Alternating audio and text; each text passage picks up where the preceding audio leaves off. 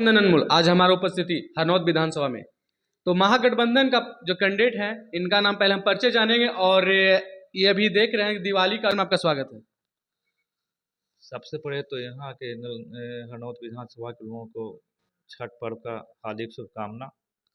जी sir. और पूरे पूरे हरनौत विधानसभा के सभी लोगों को तहे दिल से धन्यवाद कि जी मुझे सपोर्ट कर रहे हैं। सर, सवाल रहेगा कि महागठबंधन का आपका कांग्रेस पार्टी से आपका कैंडिडेट घोषित हुए हैं, तो अभी देख रहे हैं कि यहाँ का पूर्व जो विधायक है, कैसा माहौल चल रहा है यहाँ का हरनौत विधानसभा का?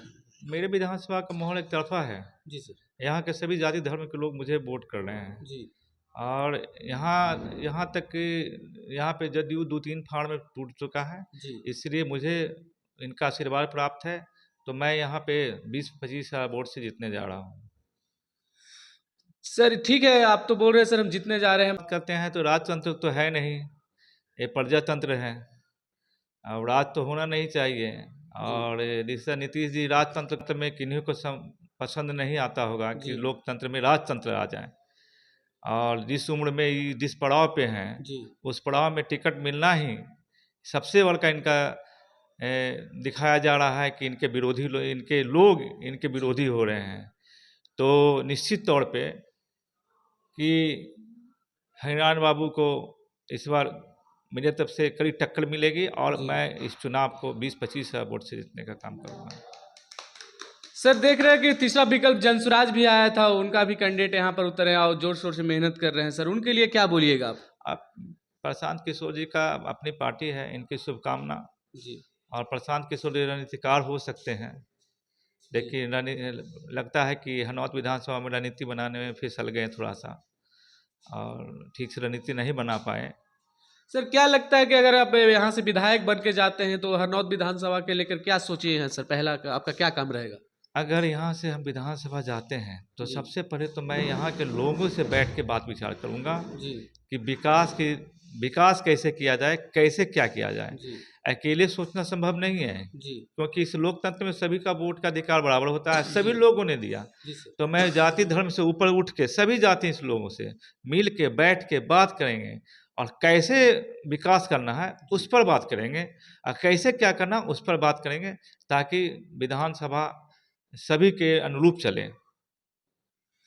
सर का बहुत बड़ा बयान आया कि भाई हम जाति और जात पात से हटकर और यहाँ से कैंडिडेट हम कांग्रेस से बने हुए हैं, तो भाई हम मेरा सपोर्ट रहेगा कि जनता हरनौत का कि जितना अगर यहाँ से विधायक बना के चलाते हैं तो भाई पहले हम कदम रखेंगे कि जनता का सपोर्ट, मतलब अपना जनता के लिए सोचकर। ऐसा कैंडिडेट कभी मिलते नहीं है।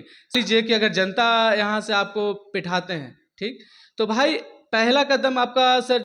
सबसे पहले तो जो मेरे भी विधायक रहे हैं वो, और जब से हम पैदा लिए हैं जब से विधायक हैं वो जी मेरे समझ से।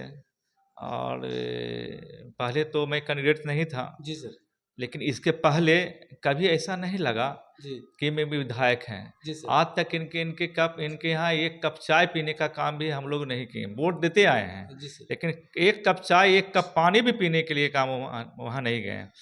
और वो जिस तरह से काम करते हैं, किसी से मिलते नहीं हैं। ये तो पहली बार ऐसा मौका मिला है कि मेरे से कैंडिडेट हुआ तो घूम रहे हैं, नहीं तो एक जगह जाते थे, बैठ जाते थे और इनका वोट पड़ जाता था। तो इस परिस्थिति में मैं विधायक का परिभाषा बदलने का काम करूंगा कि जो विधायक का परिभाषा उन्होंने गढ़ने का काम किया, उस विधायक परिभाषा को मैं बदलने का काम करूंगा, ताकि इनको लगे यहाँ के लोगों को कि सचमुच हमने गलती किया है। तो इसलिए मैं आपके माध्यम से कहना चाहता हूँ कि विशेष आग्रह करना चाहता हूँ, प्रार्थना भी करना चाहता हूँ कि आप मुझे सपोर्ट करें और मुझे जिताने का काम करें। सर का बहुत बड़ा बात आया कि भाई सपोर्ट करके अगर हमको यहाँ से विधायक बनाते हैं तो भाई जनता के पहले हम हित के बात करते हैं। और सरकार जो वहाँ गढ़ कहा जाता है, नालंदा का जानते हैं, पूरा विश्व जानता है कि सुशासन बाबू का सरकार रहता है, नालंदा का यहाँ गढ़ कहा जाता है।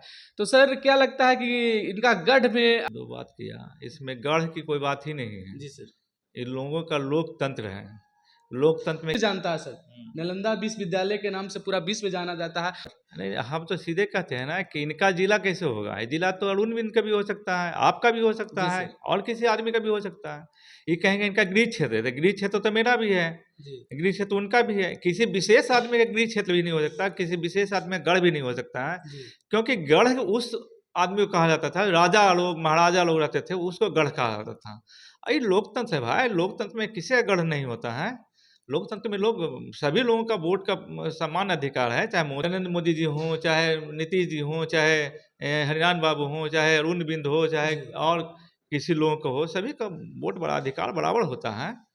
इसीलिए गढ़ किसी का नहीं होता है। और कहा जाता है कि इनका गृह क्षेत्र है, ठीक है, गृह क्षेत्र है, मेरा भी गृह क्षेत्र है जी। मेरा भी यहाँ जन्म हुआ है, मैं यहाँ कर्म है, कर्म भूमि भी है, जन्म भूमि है, तो मेरा भी गृह क्षेत्र है, तो उनसे थोड़ी कम है हम। और सर एक और सवाल मेरा रहेगा कि अभी नहीं, इसमें तो विशेष टिप्पणी करना उचित नहीं है, क्योंकि तो निर्वाचन का हिसाब किताब है कि क्योंकि इनका नॉमिनेशन रद्द किया गया, निर्वाचन इस बात को समझती होगी ठीक से, निर्वाचन इसका काम करेगी, तो प्रशासनिक बात है, इसमें तो कुछ खास विशेष टिप्पणी करने लायक है नहीं। चलिए, बारे में क्या सोचते हैं, इनका हरनौत के जनता के बारे में क्या सोचते हैं, और जो भी अगर सोचते होंगे कमेंट में जरूर बताएं। जय हिंद, जय भारत।